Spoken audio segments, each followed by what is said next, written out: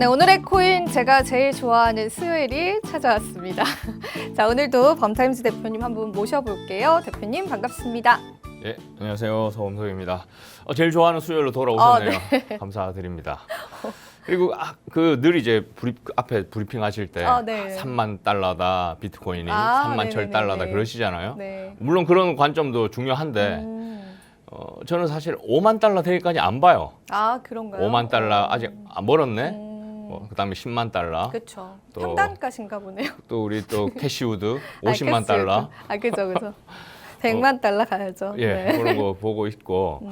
그래서 지금 이제 그거 말씀드리려고 하는 게 아니라 이제 그 관점에서 이제 뭔가 큰 이슈가 있으면은 이제 다루고. 우리는 NFT 리포트잖아요. 네. 그래서 이제 NFT를 다뤘어야 되는데 계속 이제 뭐 이슈들이 다른 많아서 것들이 계속 많았죠. 이제 네.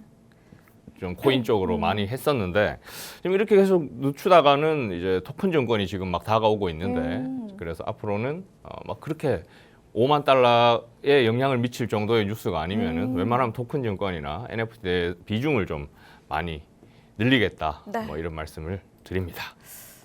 네, 대표님의 앞으로의 다짐을 좀 들어본 것 같은데, 자, 앞으로 NFT 관련한 이슈들도 저희가 함께 다뤄드리고요. 암호화폐 시장에 특별한 이슈가 있다면 그에 관한 이야기들도 언제나 다뤄드리도록 하겠습니다. 자, 그렇다면 오늘의 범타임즈 리포트 주제부터 열어보겠는데요. 자, 오늘의 범타임즈 NFT 리포트, 오늘의 주제는요. 토큰 증권 300조의 시장이 온다. 네, 이제 토큰 증권 시대가 열렸습니다. 이 부분에 관해서 블록체인과도 떼놓을 수 없는 하나의 이슈이기도 하고요. 또 NFT와도 충분히 우리가 연관되어서 생각해 볼 수 있을 것 같은데 사실 이 이슈들에 관해서는 현재 계속해서 또 이야기도 바뀌어 오기도 하고 시장에서 크게 이슈가 됐다가도 또 그러한 이슈들이 또 소멸되기도 하고 그런 시점인 것 같아요. 그래서 구체적으로 우리가 토큰 증권, STO의 잠재력에 관해서 좀 이야기를 들어보면서 암호화폐 시장에는 어떤 영향을 미칠지에 관해서도 지켜봐야 될 것 같습니다. 대표님, 사실 지금 이 토큰 증권 발행을 하기 위해서 업계가 되게 바쁘다고 들었거든요. 예, 맞습니다. 네, 그러한 부분들도 우리가 같이 오늘 한번 들어보겠습니다. 그렇죠. 지금 이제 우리 일반인들의 관심에 비해서 업계는 상당히 지금 업계는 정말 바쁘더라고요. 상당히 바쁘게 네. 움직이고 있는 상황이고 그래서 지금 오늘의 코인이 이제 한국 최초의 블록체인 전문 방송에 한국 STO. 최초 NFT 전문 코너에 네. NFT 리포트 거기에서 또 토큰 증권 A2G라는 또 작은 코너의 첫 네. 번째 시간이 코너앤 코너. 예, 네. 코너 안에 코너 첫 번째 시간이 될 것 같고 앞으로 이제 토큰 증권에 대한 전반적으로 하나씩 다 짚어볼 거고 오늘 일단 토큰 증권 300조 시장이 온다 그냥 뭐 대충 하는 얘기가 아니라 이제 앞으로 그 금융연구소에서 이제 발표한 자료라서 그걸 말씀드릴 거고 일단 첫 번째로 이제 왜 자꾸 토큰 증권 뭐 STO 하느냐 그 잠재력을 먼저 한번 말씀을 드릴 텐데요. 일단 토큰 증권이 도입되면은 쉽게 생각하면 자산 유동화가 쉬워집니다.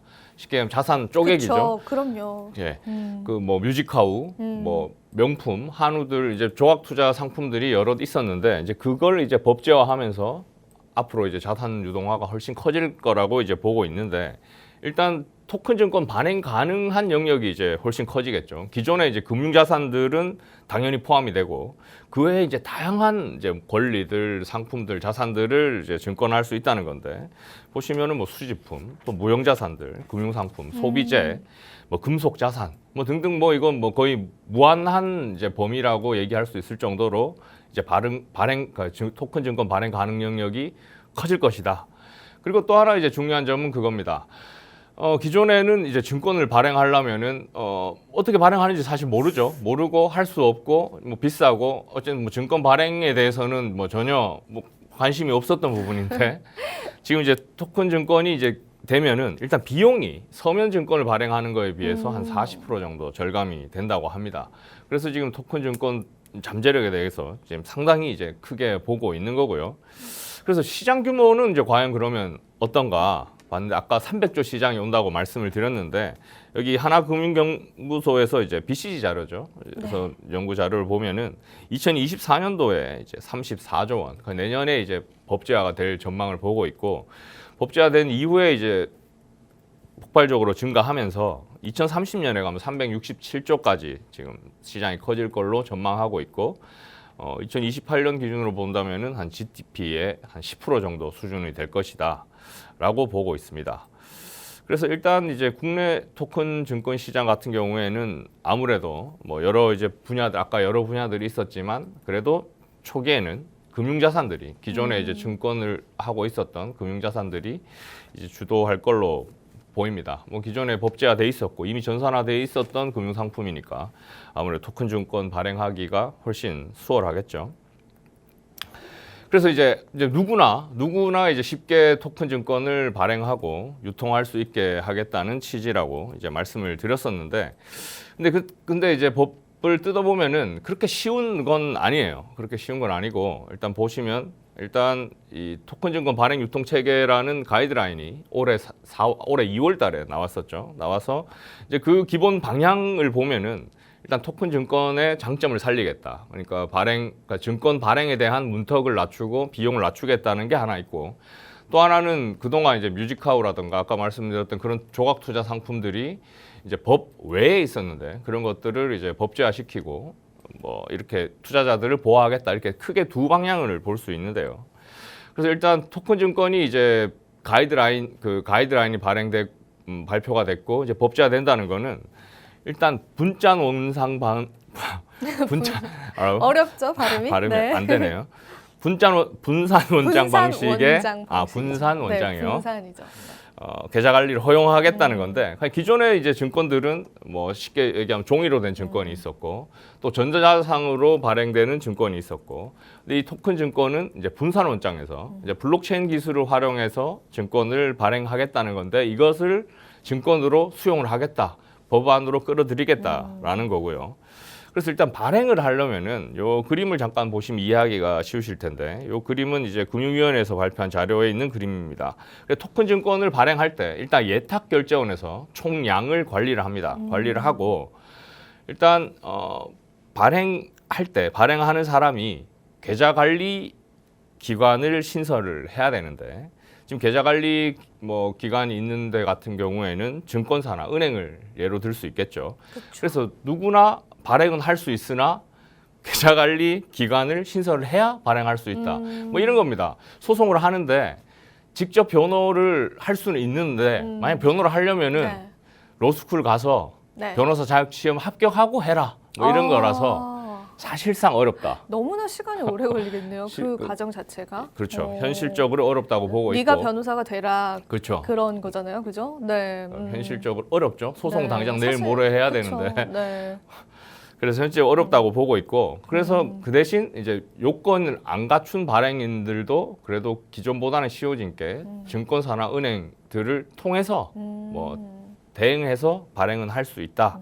이런 측면이 하나 있고, 또 하나는 이겁니다. 지금까지 NFT 마켓플레이스라고 해서 뭐 우후죽순 생기고 또 줄어들고 이런 상황에 있는데, 이제 토큰 증권 같은 경우에 장외거래 중개업이라는 걸 신설을 해서 그 면허를 확보를 하면은 이제 그 플랫폼을 운영할 수 있도록, 그래서 소규모로 일어나는 장외 시장들은 이제 별도의 면허를 이제 취득하고 이제 거래할 수 있게 하는 건데, 이것도 이제 취지상은 이제 쉽게 누구나 플랫폼을 할 수 있겠는데 결국에는 이제 금융사가 되지 않겠는가라고 이제 보고 있는 거고, 지금 일단 대규모 거래인 경우에는 이제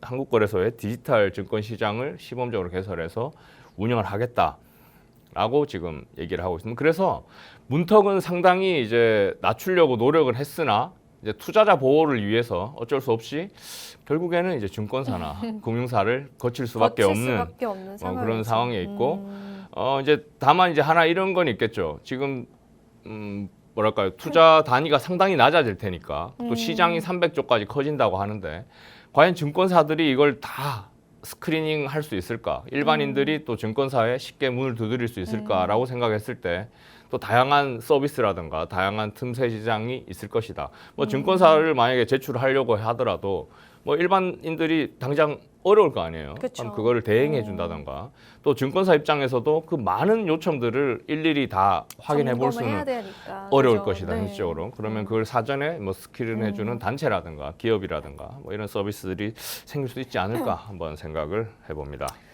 이 토큰 증권 STO라는 게 사실상 우리 뭐 시장에 투자 시장에 좀 굉장히 큰 지각 변동을 불러일으킬 것이다라는 건 알고는 있습니다. 일단 어떤 하나의 실물 자산을 조각을 내서 우리도 이제 투자를 할 수 있게 되고 그것에 관한 지분 권리가 인정이 된다라는 게 특징인데 그렇다면 이 토큰 증권 그러니까 내가 예를 들자면 부동산에 투자를 하고 싶은데 내가 시드가 많지 않기 때문에 그것을 조각 내서 파는 하나의 거래처를 이용을 해서 살 수는 있는 거죠. 그런 방식으로 이제 투자가 이루어지게 되는데 이게 실질적으로 상용화되고 또 대중들이 쉽게 이용하기까지의 과정들은 아마 굉장히 우여곡절이 많지 않을까 싶습니다.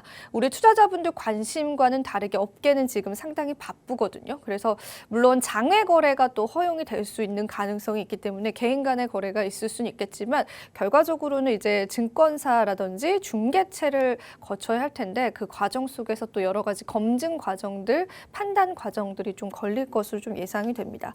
그렇다면은 대표님이 생각하실 때 오늘 이야기와는 조금 이어서 이야기하자면 만약에 우리 개인 투자자분들이 실제로 이 토큰 증권을 통해서 투자를 할 수 있을 때까지의 시간은 얼마나 대충 걸리실 거다라고 생각을 하세요? 지금 샌드박스를 도입해서 올해부터도 그런 서비스가 가능하다. 출시가 될 수가 있고 이제 출시가 되면 당연히 상장이 되면 당연히 이제 일반 할수 투자자도 있고, 거래를 할 수 네. 있는데 지금 빨리 이제 해야 되는 거는 이제 기술의 속도가 대중이 지금 못 따라간 지가 좀 됐죠. 그런가요? 미리 그러니까 지금 그러니까 우리는 잘 하고 네. 지금 방송을 보시는 분들은 너무나 잘 하고 있고 네. 코인 투자도 하고 있는데 사실 비트코인이 뭐야까지는 아니지만 네. 이런 분들 있잖아 아직까지 비트코인 3천만 원이라서 비싸서 못 사겠어. 아, 그렇죠. 한 3천만 원 돈이 없는데 뭐 이런 그렇죠. 한 10만 원만 하고 싶은 이런 분들이 살 수 있는데. 살 수 그죠? 있는데 뭐 네. 그런 걸 따지면은 토큰 증권 같은 경우에도 미리 이제 알고 있다가 짜잔 나왔을 때 바로 액션을 취하려면 그때 가서 토큰 증권이 뭐예요 이러면 늦는 거죠. 늦다 이런 거죠. 그죠. 그리고 또 아무래도 초기에 아무래도 물론 혼란과 그런 것들이 걱정은 되나 초기에만 이제 볼 수 있는 기회 뭐 이런 것들을 생각했을 때 아무래도 경쟁 강도가 훨씬 낮겠죠 초기에 똑같은 상품이 나오더라도 그래서 이제 좀 미리 봤으면 좋겠다는 거고 그래서 지금 개인 투자자 얘기가 나왔으니까 이제 하나 해보자면은 일단 어떤 이제 변화가 생길 것인가 개인 투자자한테 요 얘기를 사실 하고 싶었는데 질문을 네. 딱 해주셨네요. 이 네. 얘기가 핵심입니다. 그래서 지금까지 만약에 투자를 한다, 재테크를 한다 하면 주식, 부동산, 뭐 좀 더 나가는 코인 이게 다였어요. 사실 개인들은. 근데 이제 앞으로 투자 포트폴리오가 엄청나게 이제 확대될 거다. 나는 무슨 와인에 투자했는데, 뭐 나는 뭐 명품에 뭐 어디 투자했 뭐 이러면서 상당하게 이제 일일이 분류를 하기 힘들 정도로 투자 포트폴리오가 상당히 다양해질 거라고 보고 있고. 그리고 이게 되면서 이제 전통 자산과 디지털 자산을 결합하는 상품이 토큰 증권을 통해서 나올 수 있어서 또 다른 이제 새로운 금융 서비스, 금융 상품이 나올 거라고 보고 또 이런 측면에서 디지털 자산법도 좀 토큰 증권이 법제화되고 나서 디지털 자산법도 이제 좀 가속화가 되면서 디지털 자산, 기존의 비트코인, NFT에 대해서도 뭔가 새롭게 재조명이 될 수 있는 기회가 될 수 있다. 그리고 제일 마지막으로 이제 꼭 필요하다고 생각되는 게 이제 평소에 이제 모든 사물들을 투자 대상으로 본다. 이건 어떻게 쪼개서 투자 상품을 만들 수 있을까? 이런 상품들이 만약에 나온다면은 투자할 가치가 있을까 없을까? 이런 것들을 평소에 기본적으로 이제 일상에서 이제 투자를 계속 생각하고 연구하는 뭐 이런 자세가 필요하다라고 이제 말씀을 드리고 싶고. 그래서 지금 이제 뭐 이런 활동을 하려면은 이제 증권인지 아닌지 판단이 상당히 그렇죠. 중요한데 네. 이거를 일단 간단히 말씀을 드리면은 일단 자본시장법상으로 증권은 총 6가지로 분류가 됩니다. 그중에 5가지는 이제 정형화된 증권이라서 비교적으로 명확합니다. 이거는 무조건 증권이라 명확하고 그나마 이제 포괄주의로 이제 적용하고 있는 게 투자계약증권이라는 건데 그 위에 5가지 외에 증권을 이제 해당하지 않는 포괄주의 적용한 그 증권을 투자 계약 증권이라고 하는데 포괄주의는 이겁니다. 포괄주의 이제 열거주의라고 하는데 포괄주의라 그러면 170 이상 다 나와가 포괄주의고 열거주의는 170, 175, 180만 나오세요가 열거주의인데 그러니까 이게 폭넓게 인정될 수도 있다는 거죠, 증권이.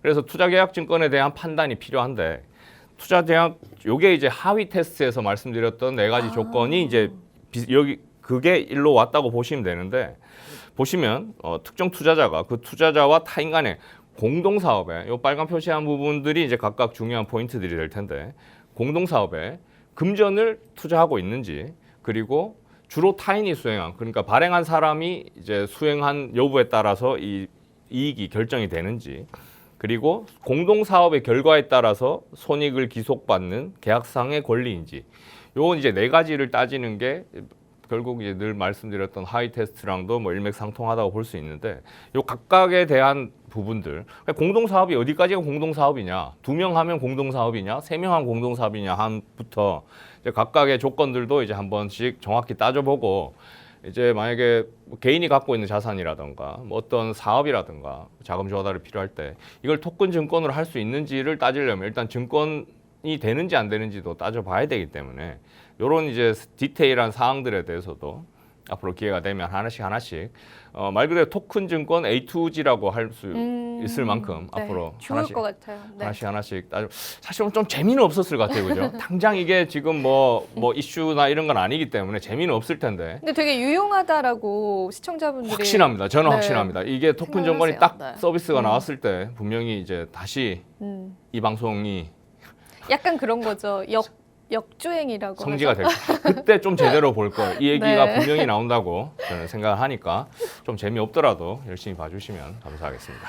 네, 좋습니다. 저희가 STO 토큰 증권 시대를 좀 대비해야 하는 시점인 건 맞습니다. 하지만 이 부분에 관한 전문가도 따로 없고요. 이 부분에 관해서 어떻게 개인 투자자들에게 설명할지도 막막한 게 현실입니다. 그 부분을 대표님께서 앞으로 STO 토큰 증권에 관해서 A to Z까지 또 설명을 해주신다라고 하니까 앞으로의 시간도 기대 많이 해주셨으면 좋겠습니다. 자, 계속해서 이 블록체인 사업들이 화랑되기를 바라보면서 오늘 이 시간 맞춰보도록 하겠습니다. 고요. 마지막으로 본 방송에서 제공하는 정보는 투자 판단에 대한 조언일 뿐입니다. 가치 판단과 상승 하락을 보장하고 있진 않다라는 점 다시 한번 유의 부탁드리고요. 오늘도 시청해주신 여러분 고맙습니다. 저희는 내일 이 시간에 더 좋은 정보들로 찾아뵙도록 하겠습니다. 고맙습니다.